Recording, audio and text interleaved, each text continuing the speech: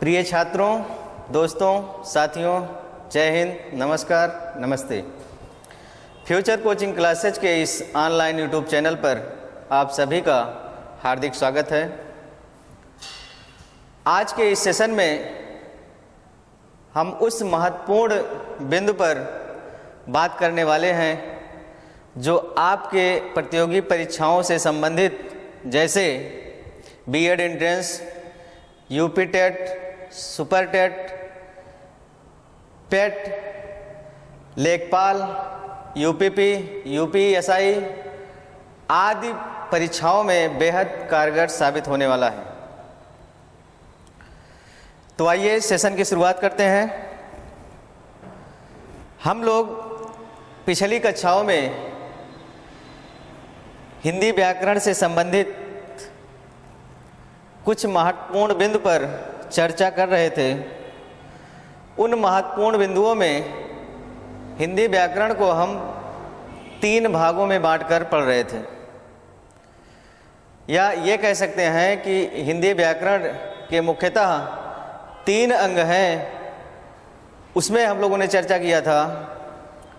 पहला जो अंग है वर्ण विचार, और दूसरा शब्द विचार, और तीसरा वाक्य विचार। व्याकरण के 3 अंग वर्ण विचार, शब्द विचार और वाक्य विचार। वर्ण विचार से संबंधित पिछली कक्षाओं में हम लोग उनके बारे में अच्छे से पढ़ लिए हैं। अब उसी में जो दूसरा अंग था, दूसरा अंग शब्द विचार का था। दूसरा अंग शब्द विचार का था, और शब्द विचार में शब्द संरचना की, शब्द संरचना की इकाइयाँ, शब्द संरचना की इकाइयाँ होती हैं। शब्द निर्माण की इकाइयाँ या शब्द संरचना की इकाइयाँ होती हैं, शब्द विचार के अंतर्गत हम लोग पढ़ते हैं। वो इकाइयाँ कौन कौन होती हैं? तो इसमें मुख्यतः 4 इकाइयाँ होती हैं। पहला है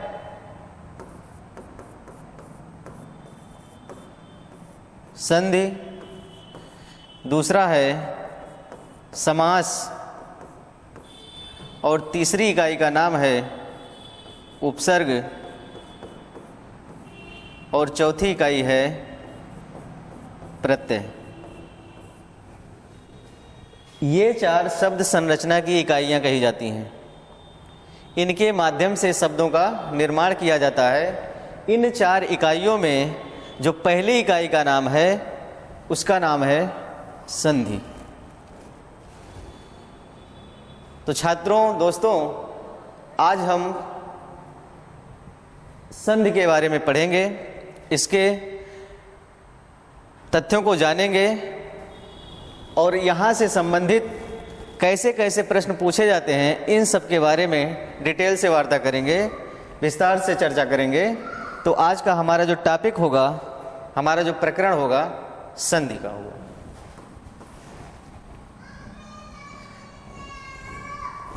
आज का जो टॉपिक है वो है संधि।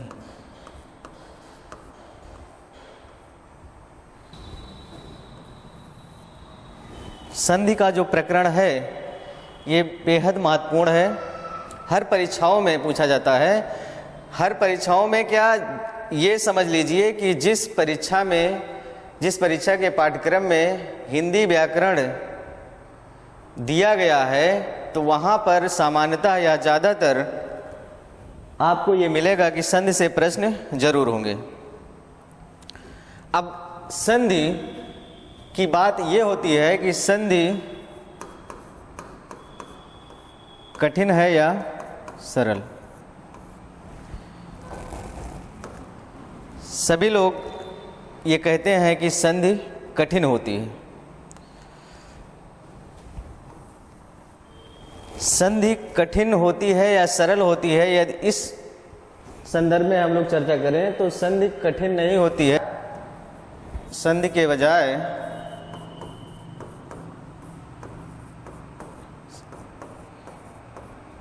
के बजाय यदि हिंदी व्याकरण में कोई कठिन बिंदु है तो उसका नाम है वाक्य शुद्धि का।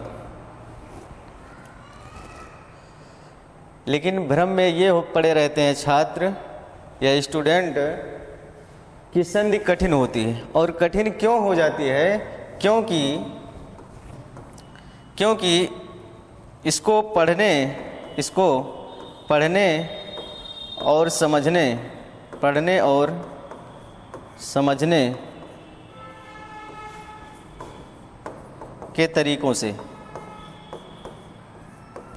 समझने के तरीकों से संधि कठिन हो जाती है। यदि ये पढ़ने और समझने का तरीका आसान हो गया तो संधि आसान हो जाएगी। और वाक्य शुद्धि इसलिए कठिन हो जाती है क्योंकि वाक्य शुद्धि तभी आप कर पाएंगे जब हिंदी व्याकरण का अच्छे से जानकारी होगा या संपूर्ण अध्ययन किए रहेंगे, तब आप वाक्य शुद्धि कर पाएंगे। तो मेरे हिसाब से तो सबसे कठिन वाक्य शुद्धि होता है, ना कि संधि होता है। संधि को हम लोग पढ़ने और समझने के तरीके या तो हम सही से जान नहीं पाते या इनके जो गूढ़ रहस्य होते हैं या गूढ़ तथ्य होते हैं उनको समझ नहीं पाते हैं। आसान कैसे होगा? यदि संधि के गूढ़ तथ्यों एवं रहस्यों को अच्छे से हम लोग समझ जाएं तो संधि आसान हो जाएगी। क्योंकि ऐसे इसमें कॉन्सेप्ट है, ऐसे तथ्य हैं, जब तक हम उनको समझ नहीं पाएंगे तब तक संधि आपको कठिन लगेगी। और आप लोग ये जानते भी हैं कि नई शिक्षा नीति 2020 लागू की गई और यह नई शिक्षा नीति 2020 इस बात पर भी बल देती है कि अब कॉन्सेप्ट को, विषय वस्तु को रटना नहीं, समझना है। तो जब तक किसी कॉन्सेप्ट को हम समझेंगे नहीं तब तक वो हमारे लिए कठिन ही होगी। अब बात ये होती है कि आसान कैसे होगी? तो जब इसके गूढ़ तथ्यों और रहस्यों को हम समझ जाएंगे तो ये संधि आसान हो जाएगी। और आज इन्हीं गूढ़ तथ्यों और रहस्यों को समझने के लिए, बताने के लिए, समझाने के लिए, सिखाने के लिए,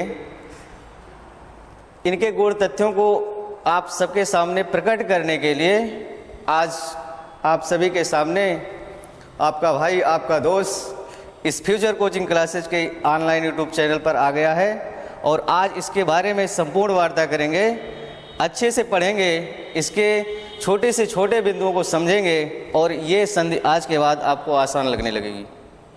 तो आइए देर ना करते हुए हम संधि की शुरुआत करते हैं।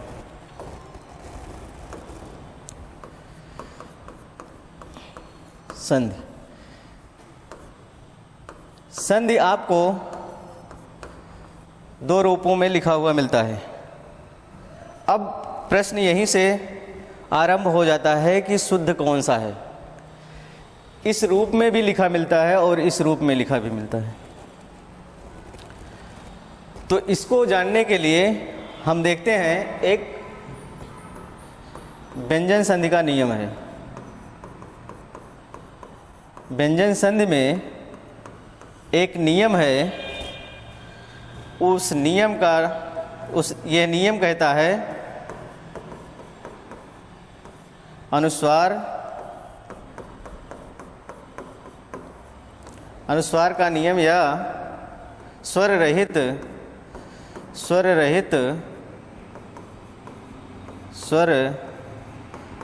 माँ का नियम। स्वर रहित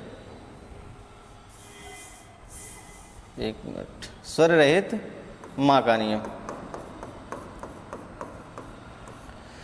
व्यंजन संधि में एक नियम है और उस नियम में एक नियम है स्वर रहित अनुस्वार का नियम या स्वर रहित माँ का नियम। ये नियम क्या कहता है कि यदि स्वर रहित माँ के बाद, स्वर रहित माँ के बाद का से लेकर के माँ तक का कोई भी वर्ण हो, का से लेकर के माँ तक का कोई भी वर्ण हो। का से माँ तक के वर्णों को हम जब व्याकरण की शुरुआत किए थे वर्ण विचार में, तो का से लेकर के माँ तक के वर्णों को हम स्पर्शी व्यंजन के नाम से भी जानते थे और वर्गीय व्यंजन के नाम से भी जानते थे।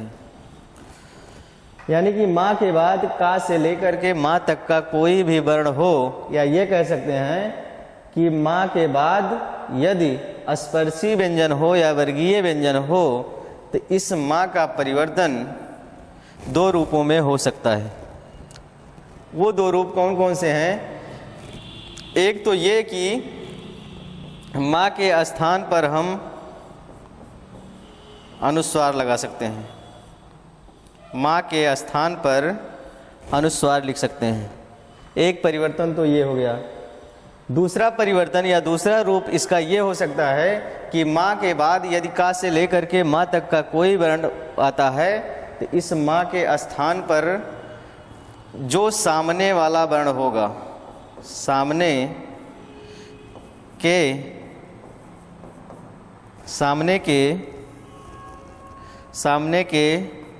वर्ण के वर्ग का, सामने के वर्ण के वर्ग का पंचमाक्षर, सामने के वर्ण के वर्ग का पंचमाक्षर हो जाता है। दो रूप जो यहाँ से निकल के आते हैं, दो परिवर्तन।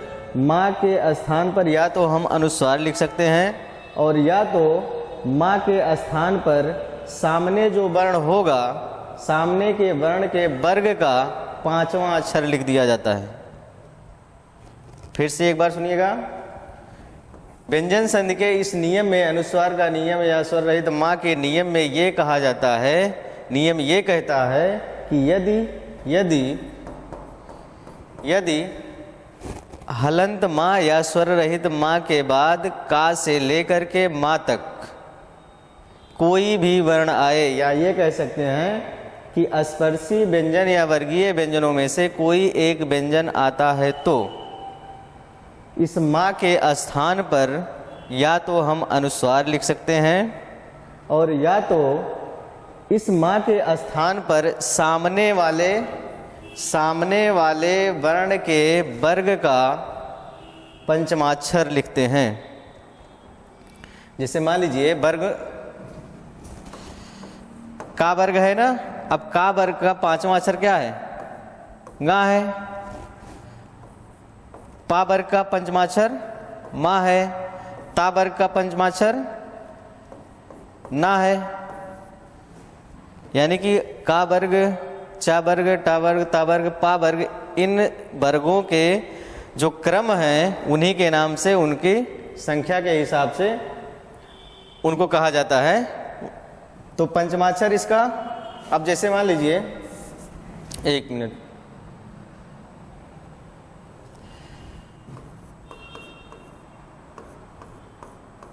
संधि सम प्लस धी के योग से बना है। संधि सम प्लस धी के योग से बना है। अब इसका जब वर्ण विस्तार किया जाएगा, स प्लस आ प्लस मा, फिर धा है, धा से हम हरस ई को निकाल दिए। इसका ये वर्ण विस्तार हो गया। अब इस वर्ण विस्तार में हम देखते हैं कि इस शब्द का जो अंतिम वर्ण है, इस शब्द का अंतिम वर्ण क्या है? मा है। और इस शब्द का प्रथम वर्ण धा है। यानी कि संधि जो होगी यही होगी। अब अभी जो नियम अनुस्वार का कह रहा था कि माँ के बाद यदि स्पर्शी व्यंजन में से कोई एक वर्ण आए और उन स्पर्शी व्यंजनों में धा एक स्पर्शी व्यंजन ही है, वर्गीय व्यंजन ही है, तो यहाँ हम दो प्रकार के परिवर्तन कर सकते हैं। कौन कौन? एक तो अनुस्वार लगा सकते हैं, और एक सामने वाले वर्ण के वर्ग का पांचवा वर्ण। सामने वाला जो वर्ण है वो धा है, धनुष वाला धा है। अब इस धनुष वाले धा किस वर्ग में आएगा? ता वर्ग में आएगा। अब ता वर्ग का पांचवा अक्षर क्या है? ना है ना। ता वर्ग का पांचवा अक्षर ना है, तो इसका मतलब कि हम यहाँ पर ना लिख सकते हैं। ये दो रूप आपके सामने आए। एक तो माँ के स्थान पर हम अनुस्वार लिख सकते हैं, और दूसरा सामने के वर्ण के वर्ग का पांचवा अक्षर, ये पंचमाक्षर है। अब पहले इसके साथ में हम योग कर लेते हैं इसका। ये इतना हो जाएगा सा, फिर उसके बाद अनुस्वार लगा दीजिए, फिर उसके बाद उधर धी, यानी कि एक रूप जो ये निकल के आया संधि का, इस तरह से भी हम लिख सकते हैं। और दूसरा रूप इसका ये है कि यहाँ सा हो जाएगा, और इस माँ के स्थान पर हम आधा ना लिख सकते हैं, और इधर क्या है? धा पे छोटी ही की मात्रा है। इसको हम सही रूप में लिखने के लिए ऐसे लिख सकते हैं, यानी कि संधि के जो दो रूप दिख रहे थे, इस तरह से भी लिखा गया है तो वो भी सही है, और इस तरह से लिखा गया है तो वो भी सही है। यहाँ तक बातें समझ में आई? ऐसे लिखिए तब भी सही है, अनुस्वार लगा के लिख सकते हैं आप, और इस तरह से लिखना होगा तो ऐसे भी हम लिख सकते हैं। दोनों रूप इसके सही माने जाते हैं। तो यहाँ तक अभी हम लोग इतनी चर्चा कर पाए कि संधि के जो दो रूप लिखे मिलते हैं, उन दोनों में कौन सा सही है या दोनों सही है। तो जानते रहिएगा कि संधि इस तरह से भी सही है और इस तरह से भी सही है। संधि का शाब्दिक अर्थ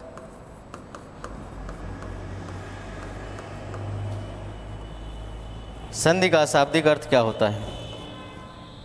तो संधि के शाब्दिक अर्थ में हम लोग जानते हैं मेल, जोड़, या इसी को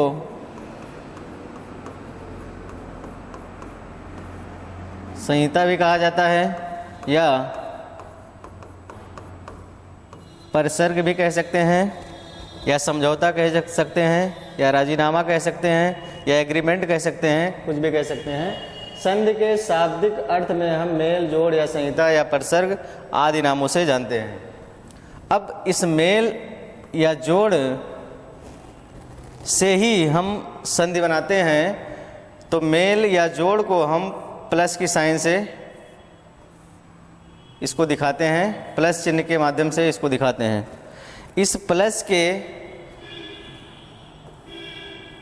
इस साइड में एक पद होगा या एक शब्द होगा, और इस प्लस के दाहिनी साइड में एक शब्द होगा। इधर जो शब्द होगा उसे प्रथम पद कहेंगे, और इधर जो शब्द होगा उसे हम द्वितीय पद कहेंगे,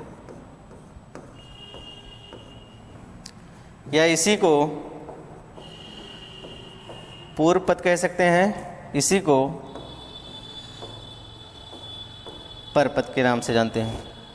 यानी कि प्लस के बाएं साइड में प्रथम पद होगा, जो भी शब्द होगा उसे हम प्रथम पद कहेंगे या पूर्व पद कहेंगे, और प्लस के दाहिनी साइड में एक पद या शब्द होगा जिसे हम द्वितीय शब्द या पर पद या उत्तर पद के नाम से जानेंगे। अब इस प्रथम शब्द का जो अंतिम वर्ण होगा,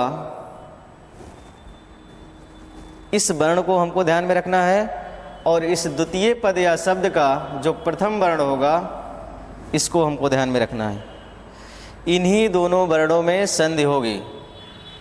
ये चीज़ हम लोग पहले से भी जानते हैं कि संधि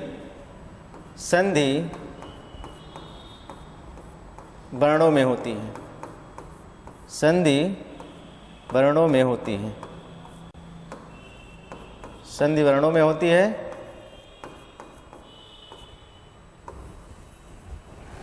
संधि हमेशा वर्णों में होती है, शब्दों में नहीं होती है। तो वर्ण ही मिलेंगे, प्रथम पद या प्रथम शब्द का जो अंतिम वर्ण होगा और द्वितीय शब्द का जो प्रथम वर्ण होगा, इन्हीं दोनों का योग होगा। प्लस का बीच में साइन लगा है तो इन्हीं दोनों का योग होगा। उसके बाद जो कुछ परिवर्तन होगा, विकार होगा या बदलाव होगा, उसको हम संधि का नाम देंगे। तो ये संधि के शाब्दिक अर्थ में हम लोग इतना जान पाए हैं।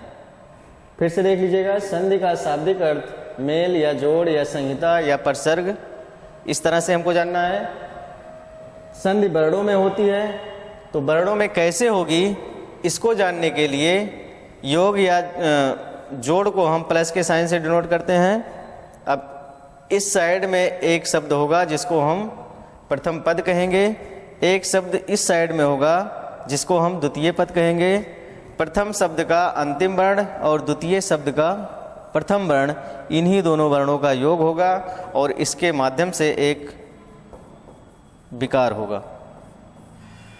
अब वो विकार या परिवर्तन या बदलाव कैसे होगा, क्या होगा, इसको हम आगे चर्चा कर रहे हैं अभी।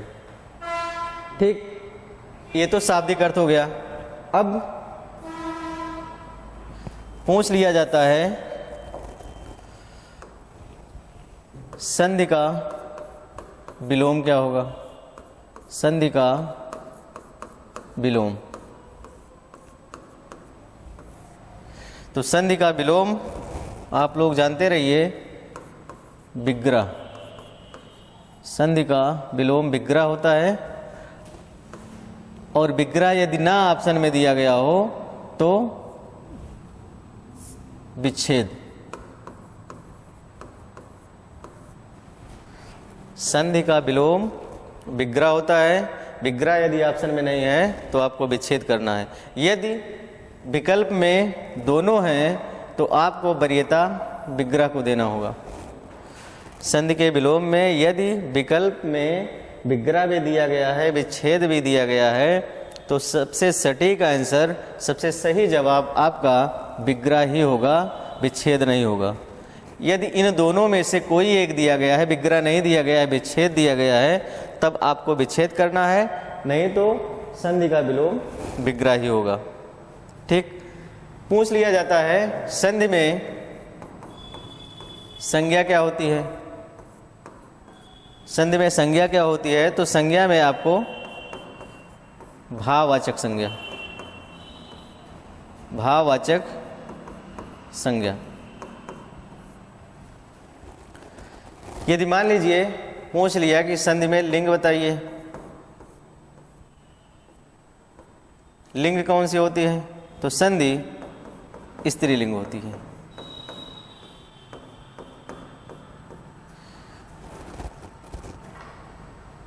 शाब्दिक अर्थ मेल, जोड़, परसर्ग या संहिता। और संज्ञा पूछा जाएगा तो भाववाचक संज्ञा, विलोम पूछा जाएगा तो विग्रह या विच्छेद, और लिंग पूछा जाएगा तो स्त्रीलिंग। यहाँ तक की बातें समझ में आया। ठीक, आगे बढ़ते हैं। अब हम बात करते हैं ये जो योग होगा दो वर्णों का, वो कैसे होगा और इसकी परिभाषा कैसे बनेगी। परिभाषा, संधि की परिभाषा। तो परिभाषा इसकी होती है, दो निकटवर्ती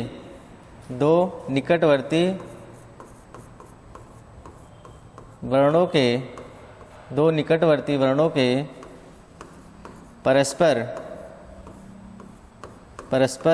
मेल से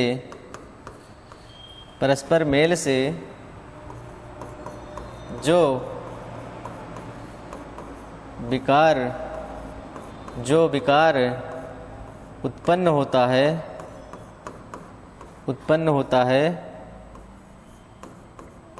उसे, जो विकार उत्पन्न होता है उसे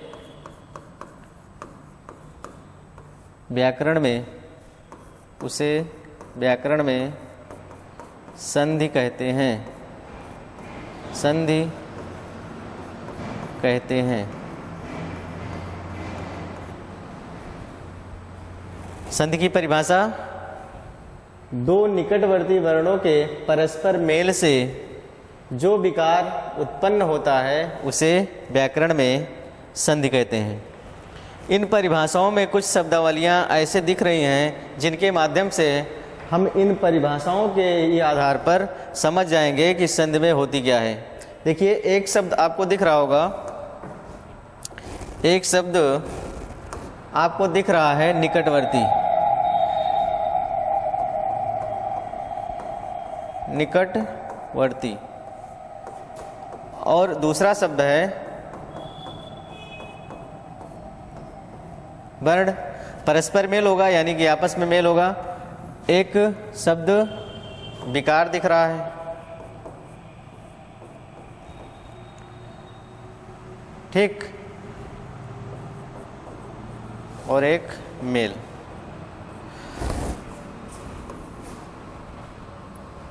निकटवर्ती का मतलब समीपवर्ती, समीपवर्ती, या हम कह सकते हैं पास पास के वर्ण, पास पास के वर्ण। वर्णों का मतलब, ये वर्ण दो प्रकार के हो सकते हैं, या तो स्वर होगा अथवा व्यंजन होगा। मतलब कहने का कि वर्ण के रूप में आपको स्वर भी मिल सकता है और व्यंजन भी मिल सकता है। विकार का मतलब परिवर्तन या बदलाव। संधि में आपको इस बात का भी ध्यान देना होगा कि जब वर्ण मिलेंगे तो वहाँ पर कोई ना कोई विकार या परिवर्तन भी होगा या बदलाव भी होगा। मेल का मतलब योग या जोड़ से है, और जिसको हम प्लस के चिन्ह से दिखाते हैं। इन शब्दों के माध्यम से हम ये जान पाते हैं कि संधि में क्या होता है। दो निकटवर्ती वर्णों के परस्पर मेल से, यानी कि दो पास पास के वर्ण होंगे, समीपवर्ती वर्ण होंगे, नज़दीक के वर्ण होंगे, उन वर्णों के रूप में स्वर भी आ सकता है और व्यंजन भी आ सकता है। उन दोनों का मेल होगा, आपस में मिलेंगे, आपस में जुड़ेंगे, और जुड़ने के बाद एक चमत्कार होगा या परिवर्तन होगा या बदलाव होगा, और उस बदलाव के बाद उस बदलाव को ही हम क्या कहेंगे? संधि कहेंगे। दो निकटवर्ती वर्णों के परस्पर मेल से जो विकार उत्पन्न होता है उसे व्याकरण में संधि कहते हैं, या सामान्य सी भाषा में दो वर्णों के मेल से जो परिवर्तन होता है उसे संधि कहते हैं। परिभाषा कन्फर्म हुई? ठीक, आगे बढ़ते हैं। अब इसको हम उदाहरण से समझेंगे। उदाहरण के पहले चलिए उदाहरण से ही हम देख लेते हैं। पहले जैसे कह दिया गया हिमालय, हिमालय संधि का शब्द है, और ये इसमें जब इसका विग्रह किया जाएगा, विच्छेद किया जाएगा, तो हो जाएगा हिम प्लस आलय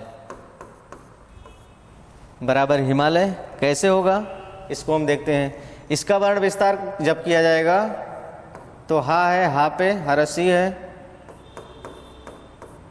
माँ है, माँ से हम आ को बाहर कर देंगे, इधर दीर्घ आ है, ला है, फिर उसके बाद यहाँ से स्वर निकाल दिया जाएगा, या है, या से भी स्वर निकाल देंगे।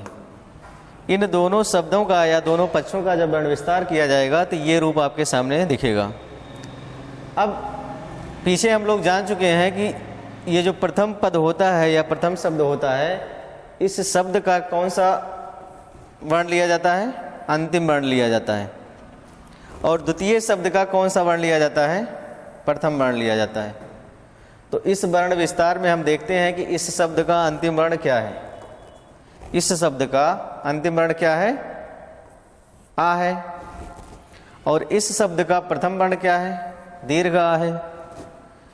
इन दोनों का योग होगा, ये दोनों मिलेंगे और जो विकार होगा वो बन जाएगा दीर्घ आ का। अब इसको हम जब एक में मिलाएंगे, ये इतना लिखा गया है हिम प्लस ये दीर्घा इधर हो जाएगा और इधर ला लिखा गया है और इधर या लिखा गया है। इन सबको हम जोड़ेंगे तो यहाँ देखिए स्वर रहित माँ है। जब ये स्वर से योग करेगा, स्वर से योग करेगा तो ये बन जाएगा माँ, और इधर ही है और लय, और बन जाएगा हिमालय। इस उदाहरण को बताने का हमारा मतलब ये था कि जो नज़दीक के वर्ण होंगे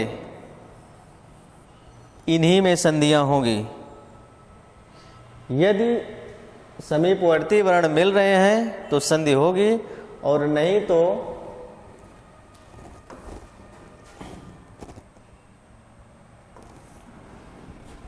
अभी उसको हम आगे बताते हैं। तो इतना बातें समझ में आई? फिर से देख लीजिए, हिम प्लस आलय का योग हुआ और हिमालय बना। कैसे बना इसके वर्ण विस्तार में हम देखते हैं। इसका वर्ण विस्तार किया गया। इस शब्द का जो अंतिम वर्ण था उसको हम ध्यान में रखेंगे, और इस शब्द का जो प्रथम वर्ण था उसको हमको ध्यान में रखना है। इन दोनों का योग होगा और उस योग के बाद दीर्घ आ बनेगा। दीर्घ आ कैसे बन जाता है ये हम लोग जब दीर्घ संधि पढ़ेंगे तो वहाँ समझेंगे। दीर्घ आ हो गया और इधर का जैसे का तैसा ही लिख दिया जाता है। हिम ये स्वर रहित माँ है, इसमें जब दीर्घ आ मिलेगा तो माँ पे आ की मात्रा हो जाएगी और लय हिमालय बन जाएगा। बात कन्फर्म हुई ना? ठीक। अब एक बात ये समझिए कि संधियों में भी एक प्रधान संधि होती है और एक गौड़ संधि या छदम संधि। गौड़ संधि या छदम संधि होती है। प्रधान संधि किसे कहेंगे और गौड़ या छदम संधि किसे कहेंगे? देखिए, जब कभी जैसे प्रथम शब्द का अंतिम वर्ण और द्वितीय शब्द का प्रथम वर्ण, यदि ये दोनों मिलकर बदलाव कर रहे हैं, विकार हो रहा है, विकार या बदलाव हो रहा है, तो उसको हम कहेंगे, इन्हीं दोनों वर्णों में जब होगा परिवर्तन, जब इन्हीं दोनों वर्णों के योग से होगा या इन्हीं स्थानों पर होगा, तो उसको हम कहेंगे प्रधान संधि। कौन सी संधि कहेंगे? प्रधान संधि कहेंगे। यदि परिवर्तन अन्य स्थानों पर होता है, यदि परिवर्तन अन्य स्थानों पर होता है तो उसे हम कहेंगे, जैसे मान लीजिए एक उदाहरण आता है,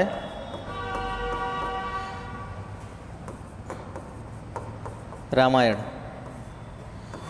राम प्लस अयन, राम प्लस अयन, इसका संधि विच्छेद हो जाएगा।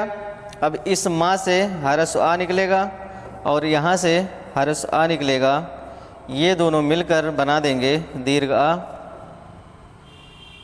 और यहाँ जो आ की मात्रा दिख रही है ये यही दीर्घ आ है। परिवर्तन यहाँ दोनों वर्णों में हो रहा है, इसलिए इसको हम प्रधान संधि कहेंगे। और इस ना का जो ये ड़ा हो जा रहा है, नकार का अड़कार हो जा रहा है, यानी कि परिवर्तन जब इन दोनों वर्णों में समीपवर्ती वर्णों में नहीं हो रहा है, कहीं अन्य स्थानों पर हो जा रहा है, तो उस संधि का नाम हम गौड़ या छद्म संधि दे देंगे। फिर से समझिए, प्रधान संधि या गौड़ संधि या छद्म संधि।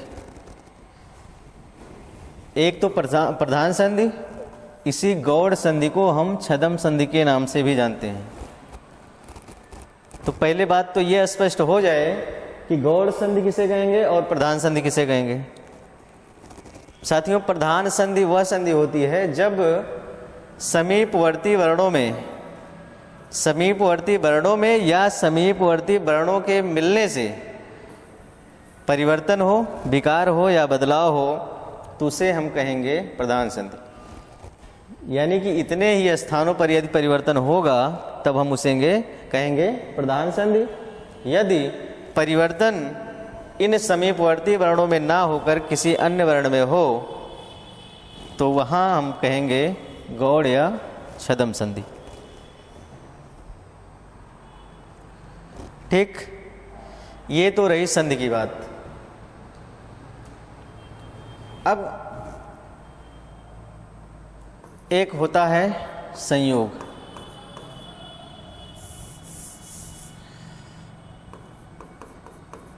संधि हम जान लिए, संयोग क्या होता है। संधि में हम लोग देख रहे थे, संधि में इन दोनों का योग होगा और विकार होगा, तो उसको हम कहेंगे संधि। लेकिन यदि प्रथम शब्द का अंतिम वर्ण और द्वितीय शब्द का प्रथम वर्ण का योग हो और विकार ना हो तो हम उसे कहेंगे संयोग का पद। क्या कहेंगे? संयोग का पद। यदि विकार हो रहा है तो हम उसे कहेंगे संधि, और विकार नहीं हो रहा है तो उसे हम कहेंगे संयोग। उदाहरण से समझते हैं। जैसे कह दिया गया, पान प्लस वाला बराबर पान वाला। पान प्लस वाला, इन दोनों का योग हुआ और बना शब्द क्या? पान वाला। कोई परिवर्तन हुआ? नहीं हुआ। तो ये किसका उदाहरण है? संयोग का उदाहरण हो गया। जैसे कह दिया गया, दुकान प्लस दार, और बन जाएगा दुकानदार। ये संयोग का पद है। पानी प्लस वाला, पानी वाला, ये भी संयोग का पद है। चाय प्लस वाला, पानी प्लस वाला, या पान प्लस वाला, पान वाला। पान धन वाला, इन दोनों का जब योग होगा, परिवर्तन कोई नहीं हो रहा है, तो उसको हम संयोग का पद कहेंगे। यदि विकार या परिवर्तन हो रहा है तो उसे हम कहेंगे संधि। यहाँ तक बातें समझ में आई? ठीक, आगे बढ़ते हैं हम लोग क्या क्या जान लिए। पहली बात, संधि के दो रूप कौन से सही हैं? अनुस्वार लगा है तब सही है, या स्वर रहित ना लिखा गया है तब सही है। तो ये भी जान लिए कि दोनों सही है। उसका शाब्दिक अर्थ हम लोगों को पता चल गया। मेल या जोड़ या योग, परसर्ग भी दे देता है, संहिता भी दे देता है। फिर उसके बाद उसके विलोम शब्द को जान लिए। विलोम शब्द उसका होता है विग्रह। विग्रह ना दिया हो तो विच्छेद, यदि दोनों दिया गया हो तो हमको वरीयता किस विकल्प को देना होगा? जो विकल्प विग्रह का होगा। विग्रह लिखा गया है तो उसको हम प्रथम वरीयता देंगे। विलोम हो गया। संज्ञा पूछा जाएगा कि संधि कौन सी संज्ञा है, तो भाववाचक संज्ञा है। यदि लिंग पूछा जाए तो संधि स्त्रीलिंग में है, स्त्रीलिंग में आता है संधि। इसकी परिभाषा की बात की जाए तो दो निकटवर्ती वर्णों के परस्पर मेल से जो परिवर्तन या विकार या बदलाव होता है उसे हम व्याकरण में संधि कहते हैं। और इसी संधि की परिभाषा से संबंधित एक संस्कृत में आप लोगों ने पढ़ा भी होगा, एक वाक्य है परः सन्निकर्ष, परः सन्निकर्ष संहिता। परः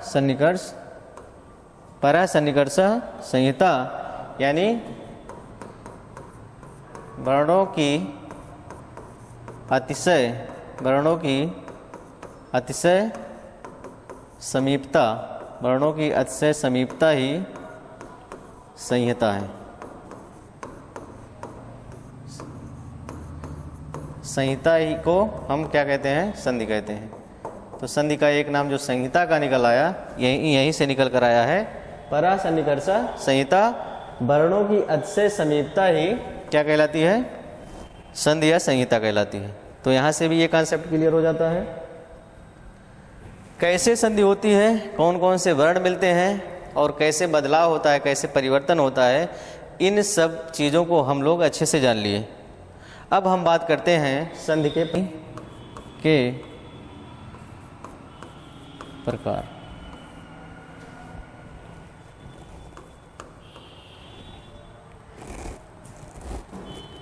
एक मिनट, संधि के प्रकार पढ़ने से पहले हम लोग एक कॉन्सेप्ट और जान लें,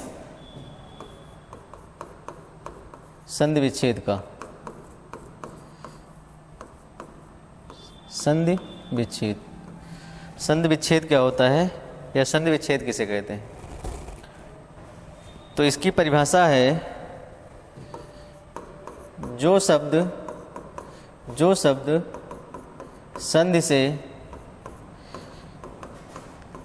बने होते हैं, जो शब्द संधि से बने होते हैं उन्हें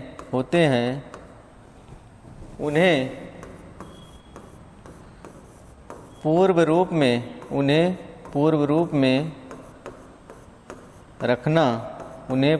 में रखना या तोड़ना भी कह सकते हैं। पूर्व रूप में रखना या तोड़ना ही विच्छेद कहलाता है, विच्छेद कहलाता है।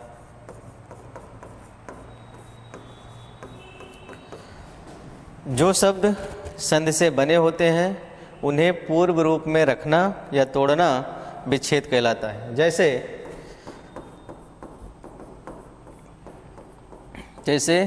एक शब्द है नरेश। नरेश में संधि हुई है और इसका विच्छेद क्या होगा, नर प्लस ईस। नर प्लस ईस होता है। तो ये जो नरेश है इसको हम संधि कहेंगे, इसमें संधि हो चुकी है और ये जो रूप निकल के आया, ये जो दिख रहा है, यही आपका क्या कहलाएगा, विच्छेद कहलाएगा। जो शब्द संधि से बने होते हैं, ये संधि से ही बना है नरेश, उन्हें पूर्व रूप में रखना, यानी कि पहले जो रूप था इसका ये इस प्रकार का था, इसी को हम नर प्लस ईस के रूप में दिखा दे रहे हैं, रख दे रहे हैं, तो यही क्या कहलाएगा, आपका विच्छेद कहलाएगा। विच्छेद कन्फर्म हुआ? यदि किसी को ना समझ में आया हो तो फिर से एक बार देखते हैं, ठीक देख लेते हैं। जो शब्द संधि से बने होते हैं उन्हें पूर्व रूप में रखना या तोड़ना ही विच्छेद कहलाता है। ये नरेश एक संधि का शब्द है, इसी को जब हम अलग अलग रख देंगे या तोड़ देंगे तो पूर्व रूप में या रख दें तो उसी को हम क्या कहेंगे, विच्छेद कहेंगे। ठीक, आगे बढ़ते हैं। संधि के प्रकार। संधि के प्रकार संधि के प्रकार। संधि के कितने प्रकार होते हैं? सभी लोग जानते हैं संधि 3 प्रकार के होते हैं। कितने प्रकार के होते हैं? 3 प्रकार के होते हैं। कौन कौन? एक तो पहला जो प्रकार है स्वर संधि,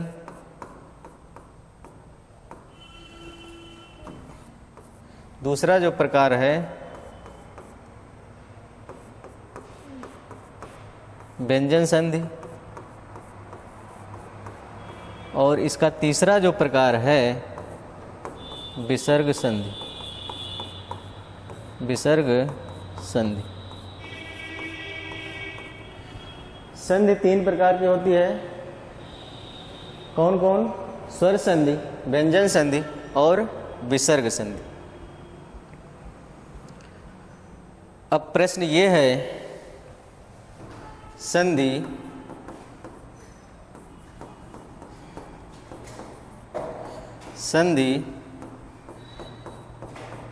तीन ही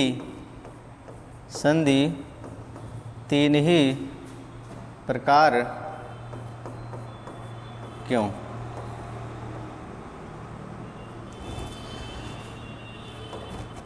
संधि 3 ही प्रकार क्यों होती है? सभी किताबों में हम लोग पढ़ लेते हैं कि संधि 3 प्रकार की होती है, स्वर संधि, व्यंजन संधि और विसर्ग संधि। लेकिन प्रश्न ये है आपके सामने कि संधि 3 ही प्रकार क्यों होती है?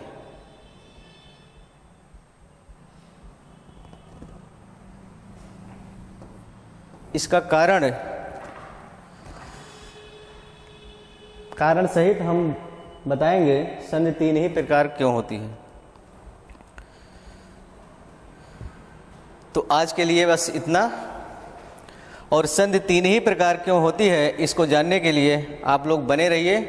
मिलते हैं अगले वीडियो में, अगले सेशन में। तब तक के लिए जय हिंद।